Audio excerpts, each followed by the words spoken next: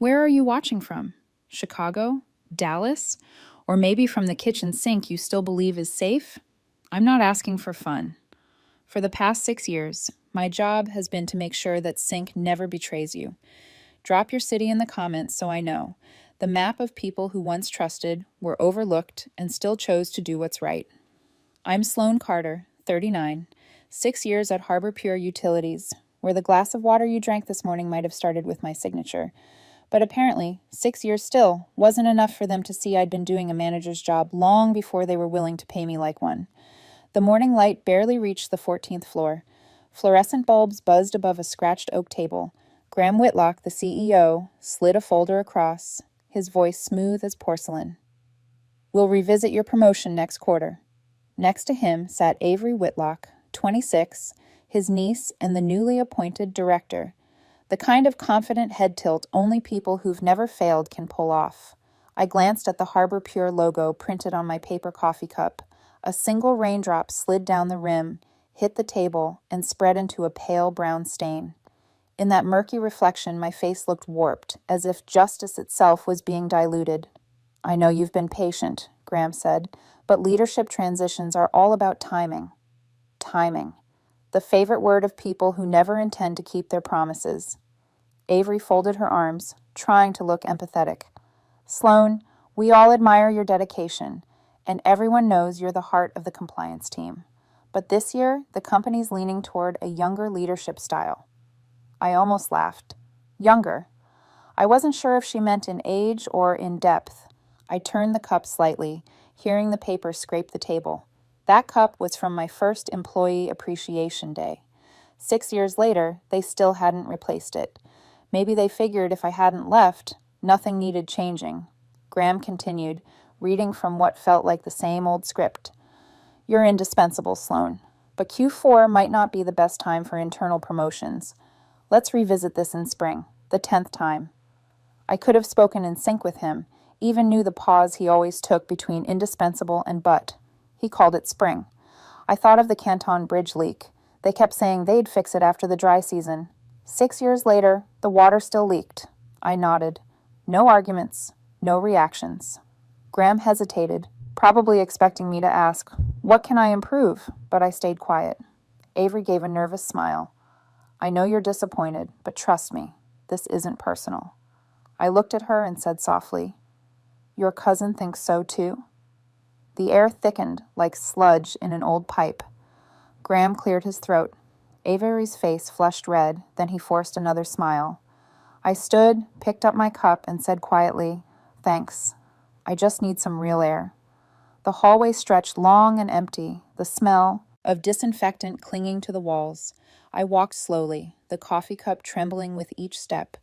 Outside the glass, the Baltimore harbor lay wrapped in gray fog after the rain. I wondered if I dropped this cup now, would it sink faster than all those broken promises? My phone buzzed. A text from Mom. Don't forget to pick up my meds. And drink filtered water, not from the tap. I saw something about contamination. I laughed. My mom always believed the news and believed I worked at a place that kept its word. Back at my desk, between stacks of old reports, the window was still fogged. The top file read LCRR, Lead and Copper Rule Revisions. I knew every line by heart. I opened my laptop. The cursor blinked, like it was asking, You sure about this? I typed the file name, LSAR Archive, S. Carter. Pressed enter. A blank document appeared. Empty. But ready. Somewhere down the hall, laughter spilled from the conference room. A celebration, no doubt. The kind of laughter that sounds too young to have learned silence. I set my cup down and watched the last trace of coffee spread. Dull, opaque, reflecting nothing. Then I typed the first line. Monday after the 10th rejection. Project. LCR Archive. The backup of truth. I leaned back in my chair, eyes on the window. The sky was still gray, the water is still murky, and for the first time I felt completely calm. I didn't beg, I didn't explain, I didn't ask for more time. Because this time I wasn't looking for approval, I was looking for freedom. If anyone's ever told you it's not the right time while promoting someone less qualified, tell me where you're listening from. because sometimes silence is the answer, and sometimes it's the one they fear the most. Baltimore isn't gentle when it's angry. That year's nor'easter came like the Atlantic had decided to reclaim what humanity had borrowed. That night, the entire Back River plant went dark. Everyone left before 8. Everyone except me. The wind and the sting of chlorine was sharp enough to burn the inside of my nose. The main chlorine valve jammed. If the pressure passed the threshold, more than 2,000 residents would have to evacuate in the middle of a storm. I gripped the handle, turned it barehanded. My nails tore, blood mixing with the cold metal, but the system slowly stabilized. By 6 in the morning, the water in the tank was still. I looked out the window. The clouds were still gray as ash. My phone buzzed with a new email. Great work, team. We made it through another storm. I laughed. Team. The whole night, it was just me and the wind. But come morning, they still managed to find a we. 2 years later, the PFAS testing project hit a sensor fault. The data was corrupted, results were cross-contaminated.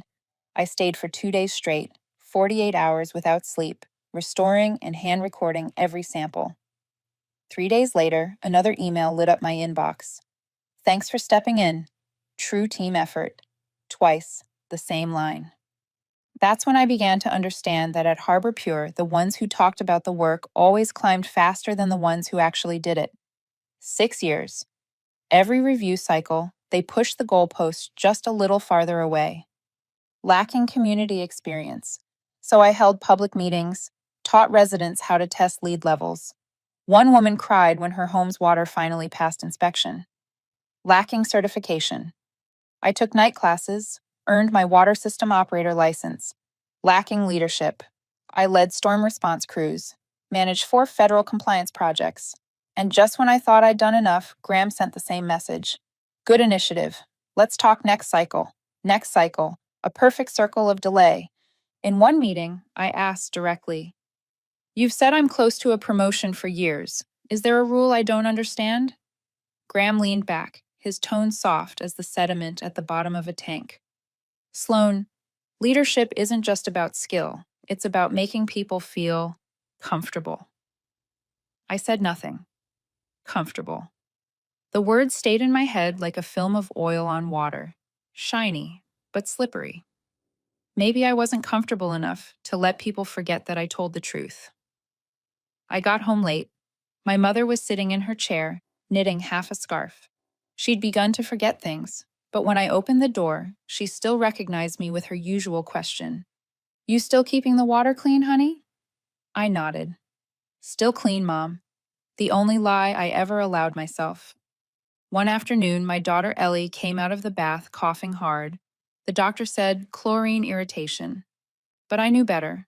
I knew exactly which treatment zone our water came from, and that it hadn't been retested since the storm. Ellie looked up, her voice raspy. Mom, is our water dirty? I froze, said nothing. My job was to protect people, yet I hadn't protected my own child. That night, I sat in front of the mirror, my hair still smelling faintly of chlorine. The light caught the pale skin and the dark rings under my eyes, like stains that wouldn't wash off. My phone lit up. Leadership evaluation, postponed to next quarter. I laughed. A dry sound, hollow as an empty pipe. After that night, I started writing everything down. Every meeting, every email, every promise. I built a separate Excel file, not on the company system.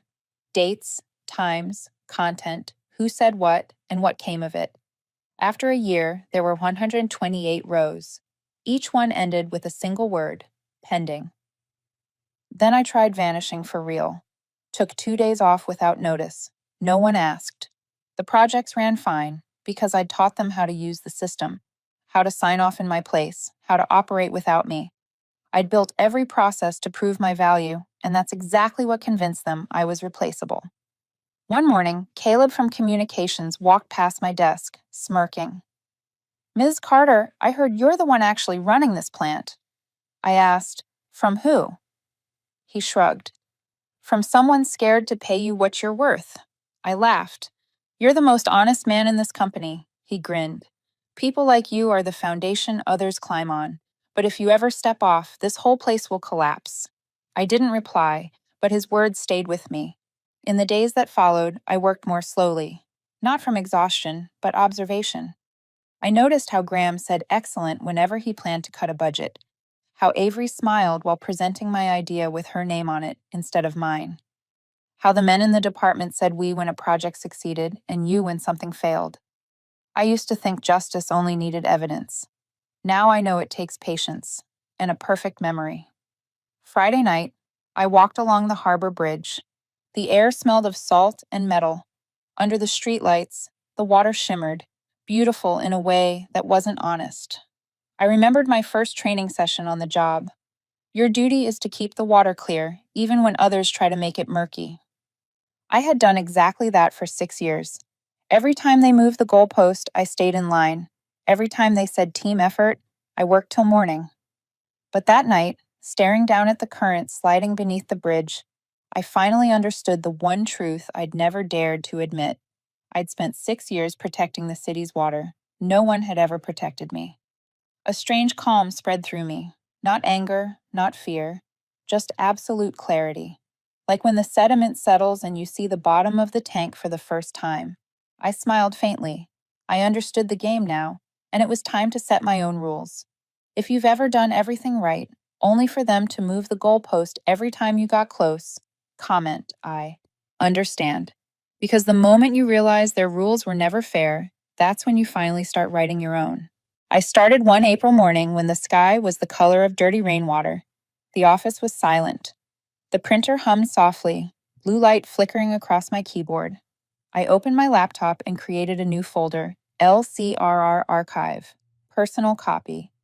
Inside it, I began backing up everything I had ever touched, every form, every report, every line of data on lead, chlorine, and PFAS. At the bottom of each file, I added a small line, authored by S. Carter. When I hit save, the click sounded sharp and final, like a metal latch snapping shut. After 6 years in this system, I finally knew where to begin, with evidence.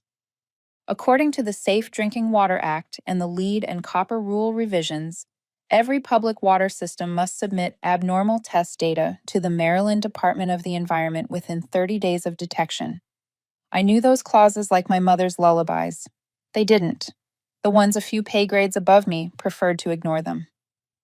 No rush, Sloan, Graham said, his voice always lowering when he wanted to manipulate. Let's send it next week. We need to coordinate the message first. I looked straight at him.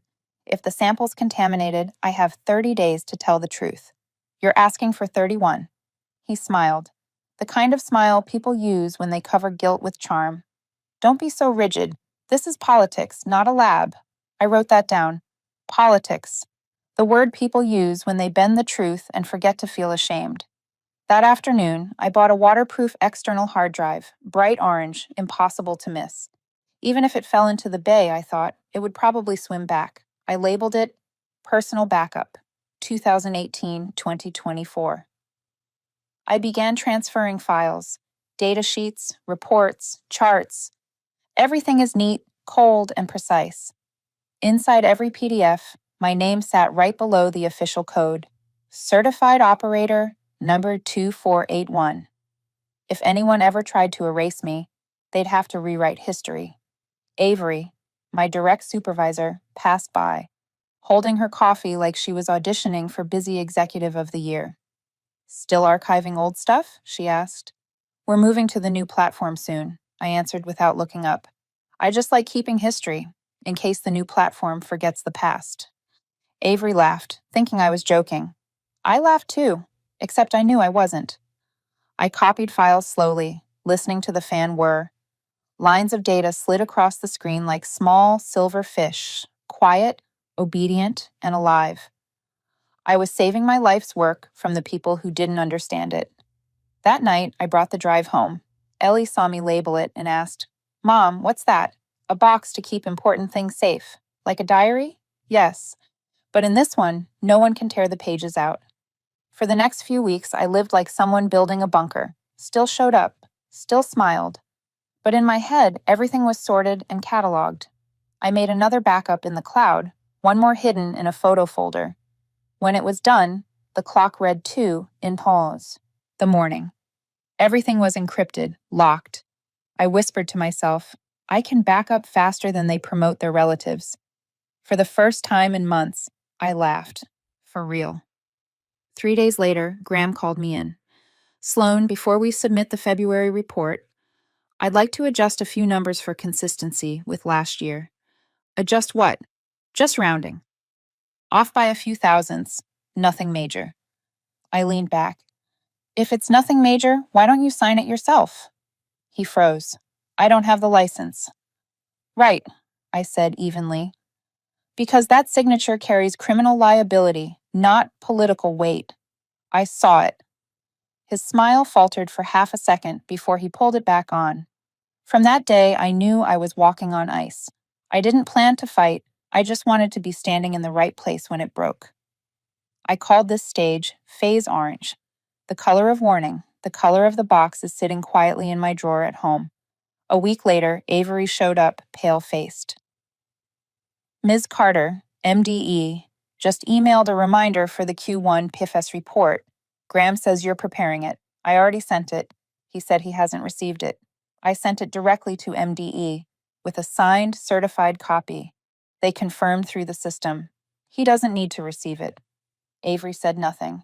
I saw her blink fast, the reflex of someone realizing their authority was only borrowed. The next day, Graham summoned me. You're not authorized to send data independently. That's overstepping. I followed the state protocol. Sloan, you're putting me in a difficult position. I know. But contaminated water puts people in worse health. For the first time, he had no answer. That night, I opened the orange box and checked every copy. The lamp reflected off its surface, bright as fire. I added one new text file, short and simple. If anyone asks, tell them I don't keep secrets. I keep evidence. When I hit save, the soft click filled the room. Harmless, but it made my heart pound. The next morning, I brewed tea and opened the window. The harbor wind carried the smell of salt and steel. I didn't know when that box would matter, next month, next year, but I knew when it did, everything inside would be enough to make the truth rise to the surface. I touched the orange rubber shell, cool and solid, the only thing in this house that didn't pretend. It sat quietly, loyal, ready to record every fall others pretended not to see. My job had always been to keep the water clear. Now I was keeping the truth from turning murky. I don't keep secrets. I keep evidence. It rained in Baltimore for 3 straight days. The sky seemed to pour down everything the city had tried to hide. Sewers overflowed, streets flooded, and the Back River treatment plant screamed like a sleepless body. I knew what heavy rain meant. Old pipes leaching metal, and every lead reading ready to spike within hours. By Wednesday morning, I had opened the latest report. Canton, dense housing, narrow row homes, had a sample above the LCR action level, 0.020 mg L, double the limit. That wasn't a statistical deviation. That was poison. I printed 3 copies and placed them on the table. By noon, Graham sent an email. Emergency meeting, 2 p.m. 4 people, 1 glass room. Rain hits the windows like someone knocking from the other side of the truth. Graham started first. Let's not overreact. We'll wait until Q4. We need more confirmatory data. Avery added, right, no need to alarm residents yet. We can label it routine testing. Caleb, the comms rep, chimed in. I can make an infographic, maybe something like, Baltimore water remains within national safety standards. 1 slide, quick fix. I stared at them, 3 people discussing contamination like they were choosing fonts for a brochure. I pushed the printed report toward them. Try filtering out lead with an infographic, I said, my voice as steady as dripping water. The room fell silent. Caleb cleared his throat. I'm just doing my job. So am I replied. That afternoon, I got a call from the school. Ellie had an asthma attack. She was in the ER at Mercy Hospital. I ran through the rain, drenched like I'd swum through the Canton storm itself. The doctor, young and kind-faced, spoke carefully.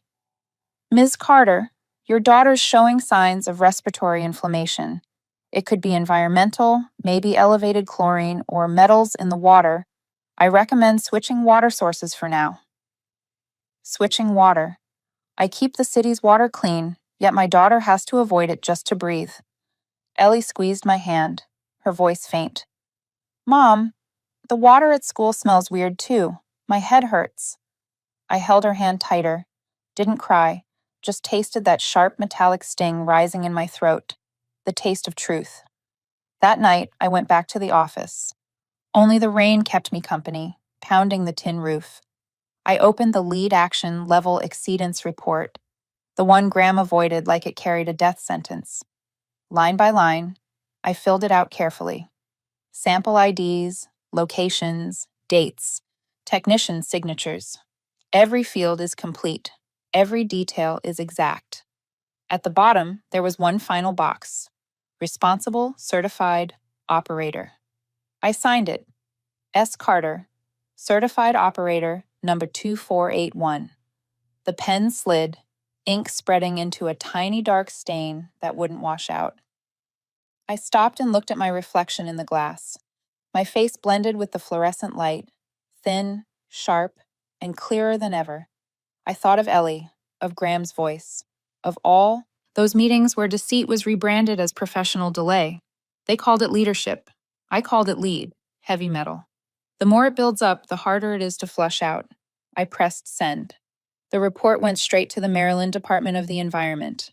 Outside, the rain sounded longer somehow. In my sent folder, one simple line appeared. Delivered. No confetti, no applause, no corporate thank you. Just a soft ping, the truest sound I'd heard in 6 years.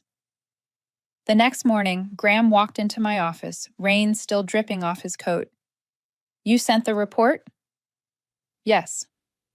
Without my approval? I don't need approval to follow the law. He narrowed his eyes. Do you realize the consequences of this? I do, I said. I'm just not sure you realize the consequences of not doing it. He froze. For the first time, I saw him unsure, caught between threat and plea. He exhaled. You've put us in a dangerous position. I tilted my head slightly. No. I just opened a window in a room that was suffocating. That afternoon, Avery stopped by. Her voice was smaller than usual. Graham's trying to redo the report. Says you entered the wrong data. I have the original lab logs, technician signatures, timestamps, and chain of custody forms. I just thought you should know they're rewriting the story. I smiled. Let's see what they write with, water or ink. Avery looked at me for a long moment, her eyes a mix of fear and respect. I don't think they understand what you're doing. I don't think they understand what clean water means, I said. That night, I got home late again. Mom was asleep, her half-knitted scarf slipping from her hands. Ellie lay in the hospital bed, breathing through light oxygen. I sat beside her, listening to the heart monitor tick like rain on a roof. I remembered a line from an old training manual. Lead has no color, no taste, no smell. But it always leaves a trace. Lead is invisible, like lies. And I'd lived among enough dirty promises to know the truth might taste metallic, but it's less toxic than deceit. Monday morning, the internal bulletin said nothing about Canton. No emails, no meetings. No one looked me in the eye in the hallway. Their silence was thick as sediment at the bottom of a tank. I kept working, opening files, editing data, signing reports. Only one thing had changed. I was done staying quiet. One email had left the system carrying a real signature, a real license, and a real conscience. I sent. They stayed silent, and the city drank the truth. Monday morning, the sky over Baltimore was suspiciously clear. That kind of clarity that doesn't feel real, like the harbor's surface after a storm. I got to the office early, holding a white envelope. Just 7 lines. No explanation. No thanks. To the Executive Board of Harbor Pure Utilities, I, Sloan Carter, certified, operator number 2481, hereby resign, effective immediately. I placed it on Graham's desk, right beside his still steaming coffee cup. When he walked in, shoes still wet, he froze for half a second. Read fast, looked up. You're joking. I'm not. We're in the middle of a reporting quarter. I know.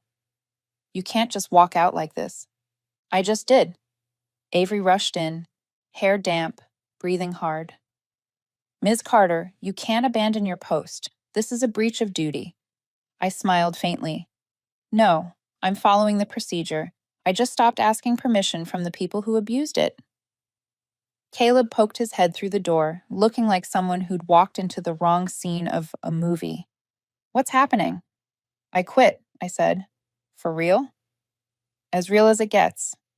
Graham steadied his tone, trying to regain control. You'll need to hand over all company materials. Project files, test data, reports, all of it is company property. I tilted my head, voice calm. Happy to. My consulting rate is $275 an hour.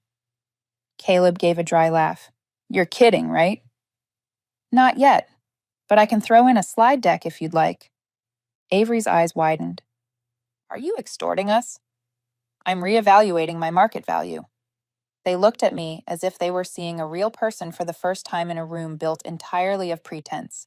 I didn't say another word, just reached into my bag, pulled out the orange USB, the final backup of the operating system, and set it gently on the desk.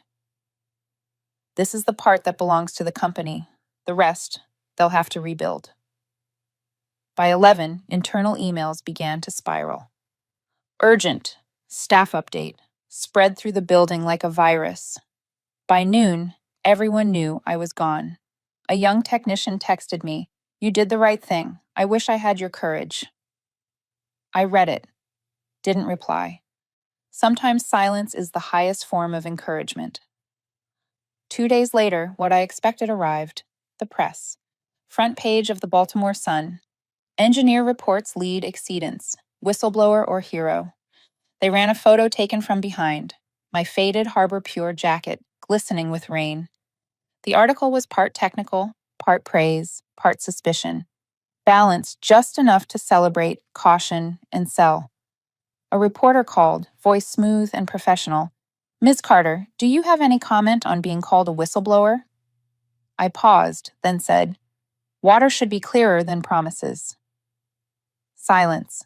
Then a soft click as the recorder stopped. Inside Harbor Pure, things began to crack. Graham formed a crisis team. Avery was forced to rewrite the reports, but the system required my authentication code. Caleb worked on slides to reaffirm public trust.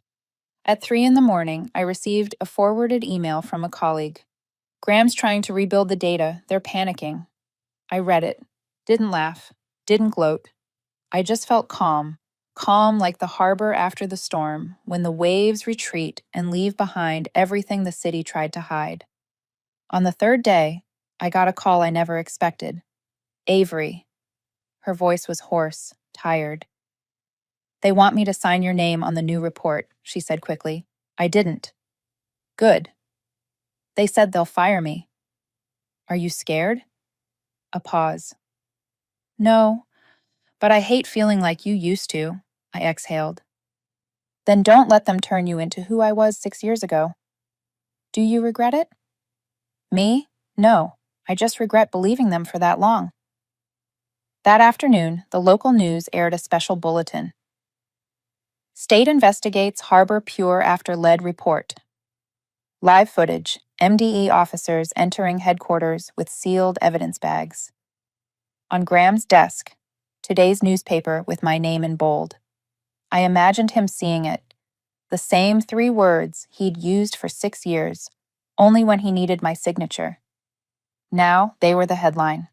I sat in a cafe at Fells Point, watching the harbor.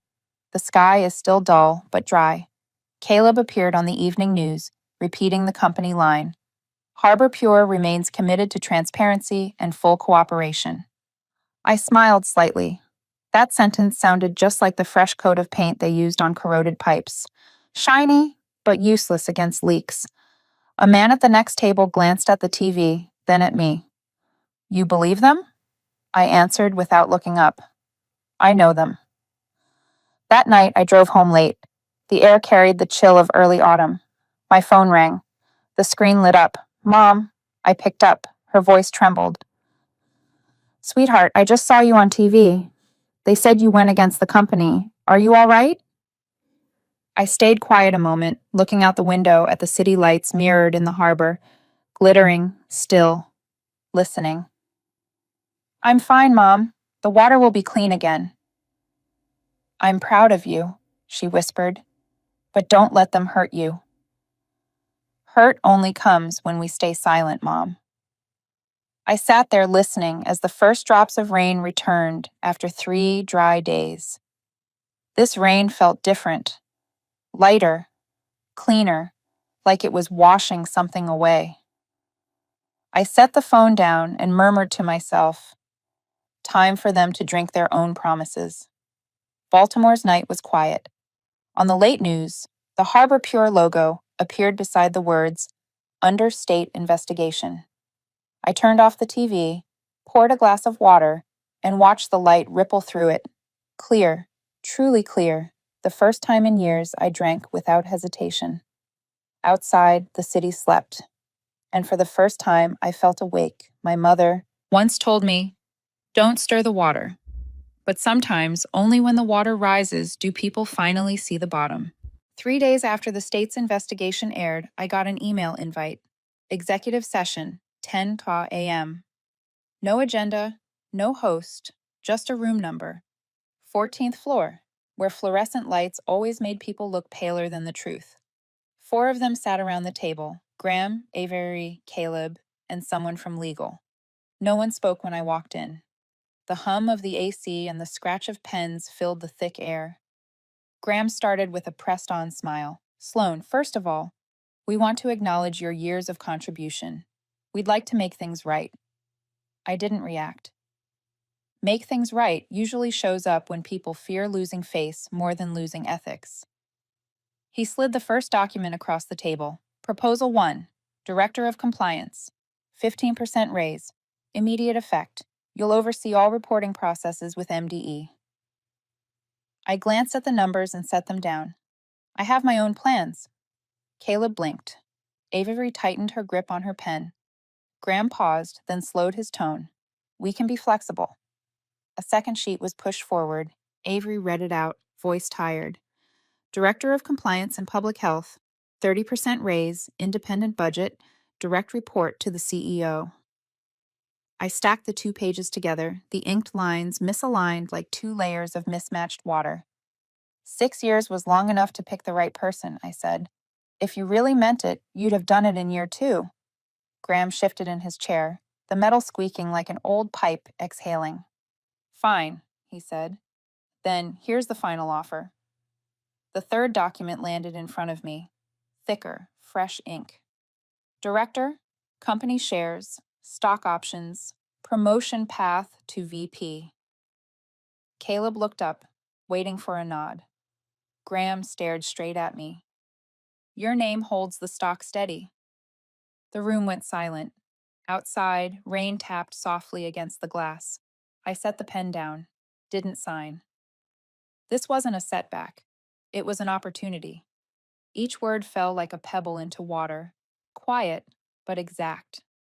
The legal officer leaned forward, voice as dry as a contract.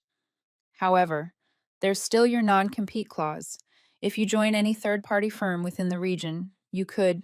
I opened my laptop, scrolling to the email titled Non-Compete Applicability under Maryland Law, Not Applicable, signed by HR, CC'd to Corporate Counsel. I turned the screen toward them. I asked before I resigned. Caleb let out a soft, "Oh." Avery blinked quickly, realizing the wall wasn't a wall at all, just glass. Graham tried to steady his tone. Sloan, we're offering what you always wanted. I used to think so, I said. But what I want now is for people to drink water without having to pray first. Caleb jumped in. If you stay, we can launch a new transparency campaign. Open data dashboards, public forums, press coverage. We need a trustworthy face. I'm not a face, I said. I'm a signature. Graham nodded slightly, something close to sincerity surfacing for once. If we agree to every transparency measure you proposed, then the first condition, I cut in, is that everyone who falsified data steps down, and every number that was rounded up gets reissued, along with a written apology to every neighborhood affected. He frowned. That would crash the stock. I don't manage stock, I said. I manage water. Legal clasped their hands, trying to reclaim authority through posture. And the documents you still hold, I wrote them. The originals are with MDE. What I keep is how I work. You don't own integrity. Graham leaned back, eyes tracing the ceiling. Sloan, be realistic. Out there, you'll be on your own. I smiled faintly. I've been on my own for 6 years already. Through the glass wall, I saw Avery standing outside, not entering. Her face was pale, not from guilt, but from recognition. She'd finally seen what fear looks like when it realizes it's been complicit. I turned back to the table. These offers are good for people chasing titles, not for those who guard the water. Caleb closed his laptop. Legal gathered their files. Graham looked up, weary. Then what do you want? Freedom. And accurate data. No chance you'll reconsider staying? I already did, I said, right before I signed the report to MDE. I stacked the proposals neatly, folded edge to edge like clean lab cloths, orderly, unused. Keep them. Give them to someone comfortable rounding numbers. Graham dropped his pen, watching me. I didn't think you'd go this far. I didn't think I'd stay this long. I stood, pushed the chair in, the sound of metal against tile sharp and final. Through the glass, Avery still stood frozen, phone in hand, like someone waiting for a signal to change direction. I nodded to her, not as an ally, not as an enemy, but as someone who'd finally seen where silence ends and guilt begins. I said my last line quietly, without weight or echo. I'm leaving the meeting. They're leaving their sanity. The door closed behind me. Rain tapped softly against the frame, steady and unhurried, like a reminder that once truth escapes your mouth, it never goes back. I walked down the bright hallway, mist rising around the windows. Behind me was power, ahead was air, and for the first time, I was breathing right. The new office was only half the size of Harbor Pure's old conference room, but its window opened to a full view of the Fells Point harbor. In the morning, sunlight spilled across the water, glimmering on the ceiling like a reminder that everything pure begins with transparency. On my desk sat a laptop, a cup of mint tea, and one empty chair by the window. The public's chair. I kept it there on purpose. No one was allowed to sit in it, but everyone who came could look out, where the water shifted gently between tide and sky. I called it the people's seat. Outside, the sign had gone up just yesterday. Tide Line Compliance, Water Integrity Consulting. I wasn't used to hearing the word founder next to my name, but it made me smile. I didn't build a company. I built a principle and invited others who believed in it to work alongside me. Alicia was the first to walk through the door, a young woman with curls, a notebook full of formulas and questions. Harbor Pure once labeled her too idealistic for operations. Idealism is the root of every clean process, I told her. Without it, everything's just paperwork. She smiled, the kind of relief that comes when someone finally finds real water to swim in. Then came Ray, carrying a case of glass samples, 30 years in the lab, nearing retirement. I'm no good with computers, he said, but I know when a water sample's been diluted. I need someone who knows exactly that, I replied. The last to arrive was Mara Diaz, an independent attorney authorized to oversee data transparency. She didn't work for me or for the clients. She worked for the truth. This company doesn't do NDAs, I said. We have an integrity clause instead. You sign, I sign, and the public signs by watching. Mara nodded. That's the first contract I've seen that makes people look in the mirror. Our first project was the Transparency Dashboard, a real-time display of clean water data. Ray handled sample testing. Alicia built the sensor network. Mara audited every access log. I coordinated, but this time, I didn't do anyone else's job. When I saw them debating, I stayed quiet. listening, feeling like someone standing at the water's edge who no longer needs to dive in just to prove she can swim. The first week, there were only 4 of us. By week 4, 2 cities had reached out, wanting independent monitoring. Word spread quickly, not because of marketing, but because of trust, the one thing Harbor Pure had once dismissed as non revenue generating. One Friday afternoon, Alicia stopped by my desk with a paper coffee cup. "Why did you name it Tideline?" she asked. "The tide line marks where the water reaches its limit," I said. "Every time the tide goes out, it leaves a boundary, a reminder that no matter how high the waves rise, there's a line the truth should never cross." She nodded slowly. "And if someone erases that line, I'll draw it again, clearer." Another evening, I sat with Ray reviewing the first batch of sensor data. All readings showed blue, stable water, safe levels. He looked at the screen and said softly, I used to think these numbers were just formalities. Now I look at them and feel peace." I nodded, because for the first time, we're not rounding up. We laughed, then fell quiet, listening to the steady rhythm of waves below the pier. That night, I got home late. Ellie was painting at the kitchen table, watercolor rings spreading in soft blues. "Mom," she said, "I made this for you." The picture showed a lake with a crooked line of text beneath it. "Water stays clear when no one stirs the mud." I smiled. "Who taught you that?" "No one," she said. "I just see you do it every day." I laughed. Maybe for the first time, my daughter wasn't afraid of water anymore. One morning, Mom called. Her voice was slow but stronger now. "Sweetheart, is the water still clear?" "It is now, Mom." "Thank God," she said. "I don't have to mix bottled water in my tea anymore." I could hear the sound of running water on her end, ordinary, but to me it was music made of peace. That evening, after everyone left, I stayed. The sunset hit the empty chair by the window, spilling a beam of light across the floor. I rested my hand on the chair, the one meant for the public, for those who were never told the truth, and whispered, "Thank you for waiting." From the window, I watched a small boat leave the dock, cutting a clean line across the harbor, smooth, narrow, and clear. I realized that for 6 years, I'd tried to keep everything moving. Now, I only needed to keep the water still. A message from Alicia popped up in the group chat. "Dashboard is live. Anyone who opens the site can see the city's clean water data." I clicked the link. A white page appeared with one small line in the corner. "Verified by Tideline Compliance." Below it, the levels for lead, chlorine, and PFAS glowed in blue. No rounding, no cover-ups. I stared at the screen. No press conference, no headlines. Transparency shines on its own when no one tries to flip the switch.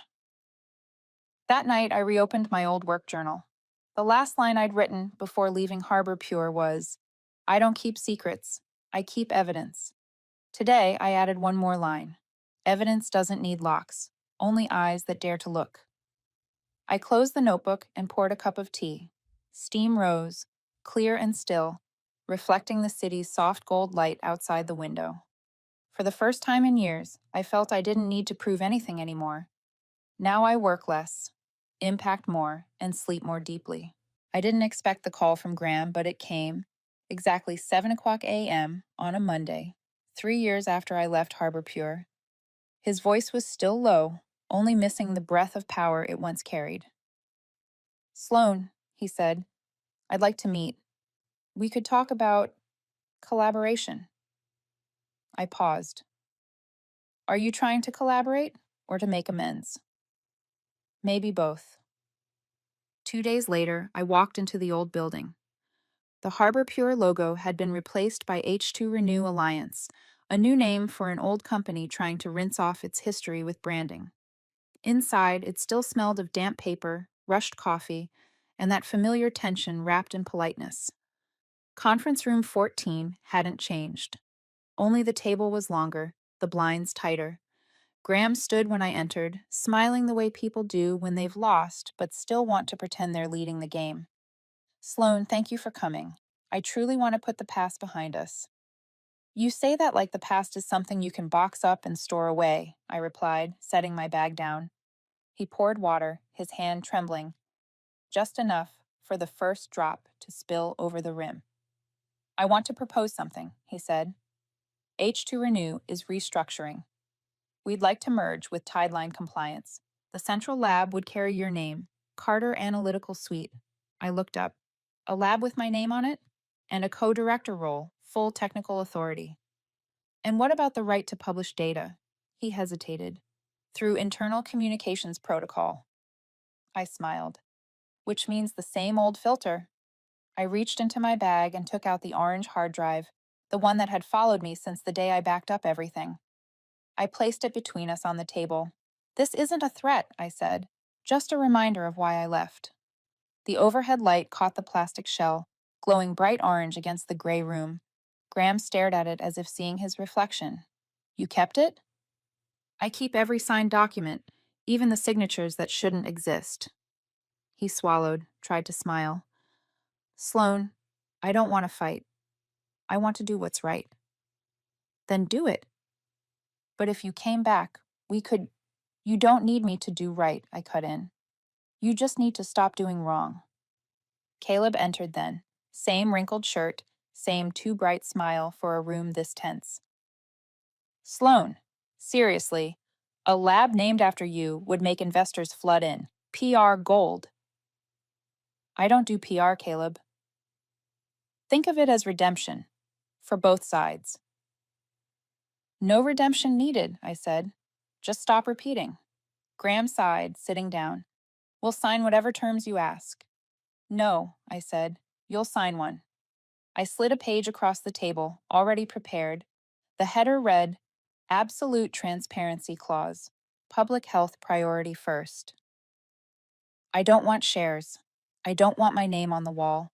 I want a binding commitment that every test, result, every exceedance, no matter how small, must be made public within 48 hours. No PR review. No internal clearance. No you. Graham stayed silent, his hand still on the glass. The light reflected off his skin, trembling like someone holding something they no longer had the right to keep. You realize that could crash the stock? Drop it, I said. Stocks know how to swim. People don't. Caleb cleared his throat. At least let us present this to the board first. No, I said. If you need a board's permission to tell the truth, you're not ready for clean water. The room went still. Outside the window, the Baltimore sky had faded, streaked with clouds the color of ash. Graham lowered his head, voice quieter. Sloan, you may think I don't deserve it, but I really do want to fix this. I looked at the orange hard drive. The light hit it again, glowing like an old flame that refused to die out completely. You don't need to apologize, I said. But if you won't sign absolute transparency and public safety priority, then don't sign anything at all. Graham sat motionless for a few seconds, then slowly pulled out his pen. His handwriting shook, but it was firm. When he set the pen down, sweat glistened on his forehead. Not from fear of me, but from finally understanding the weight of a signature. I picked up the document, said nothing. Transparency doesn't need gratitude, only execution. Caleb exhaled, half laughing, half serious. At least she didn't ask for extra slides. I smiled faintly. I stopped needing slides a long time ago. As I stood, Graham looked up. Do you still believe I can change? I believe water can filter, I said.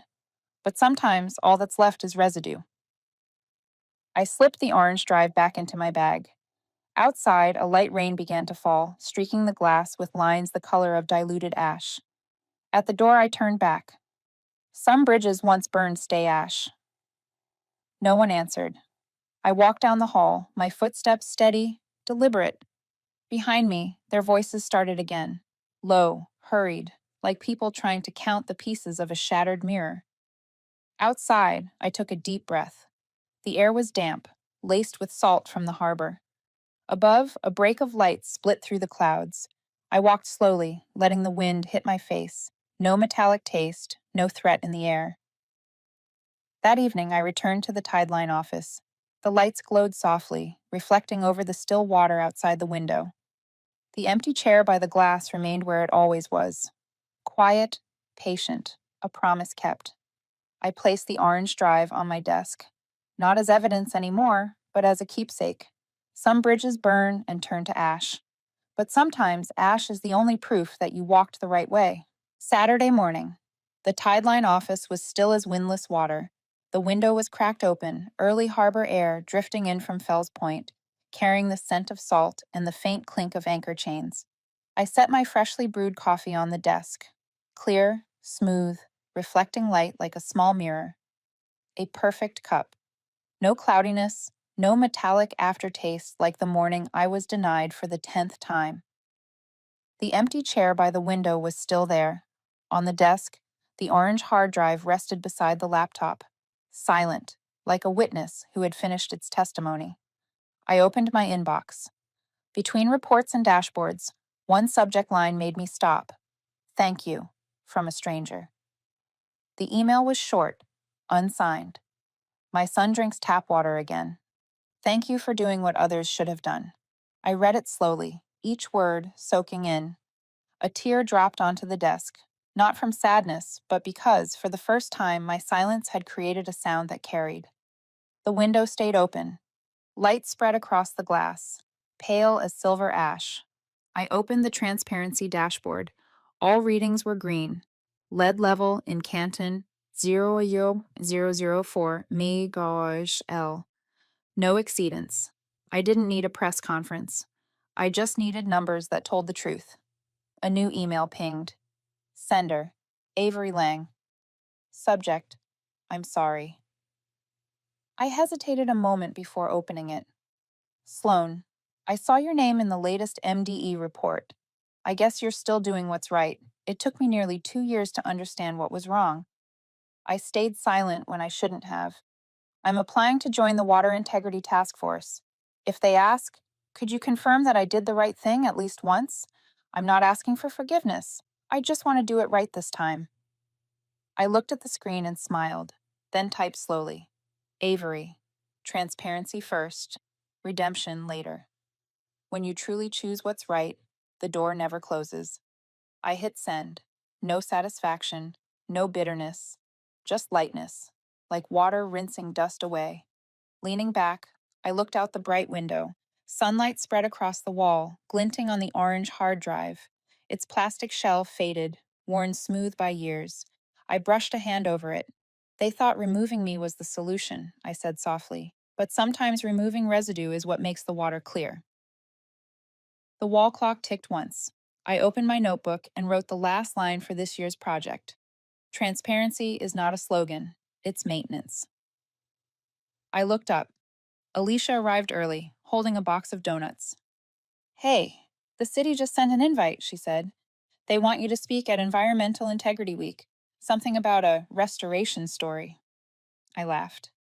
They'll be disappointed. I don't tell stories of recovery. I tell stories of doing it right, even if late. Alicia smiled. That is recovery, Sloan. I turned on the recorder, a habit since the day I started narrating Silent Justice each week. My voice came steady, low, deliberate. This wasn't a setback. It was an opportunity. I paused, took a breath. Some bridges once burned stay ash.